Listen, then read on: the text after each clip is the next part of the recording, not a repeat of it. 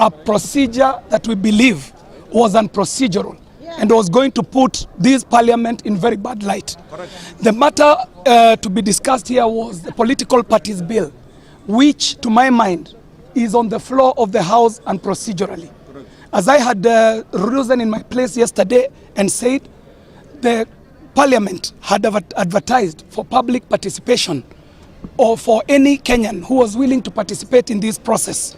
This is a requirement as per Article 118 of the Constitution. And because of that, the Speaker ruled that we could not go on until proper public participation had happened. And what was intended to happen was a meeting of the Justice and Legal Affairs Committee. Sufficient public participation on this matter had not happened, because as late as 4:55 yesterday, Kenyans of goodwill were still sending memoranda that was going to be considered and adopted on the report that was to be presented by JLAC. So this did not happen.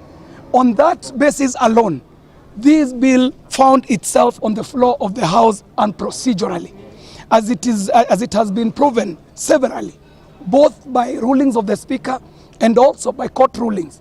Public participation cannot be seen to be a cosmetic exercise. On that basis, this bill should not have found itself on the floor of the House. However, it did. And when it did, we had to do what we had to do. All they wanted to do is amend the definition of political parties as set out in our constitution so that it can allow Azimio to become a political party. That was the only agenda.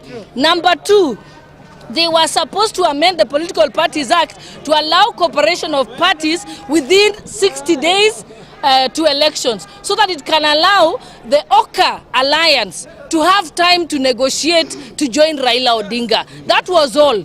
So it's because they can't agree by themselves now, and now they decided let's buy more time and let's anchor it in law. That means they are going to they are amending the constitution using a legislative action.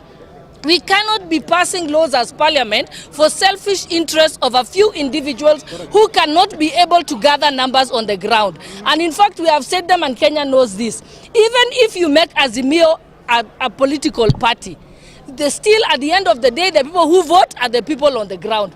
And that's where we as a Hustler movement are, with the people on the ground.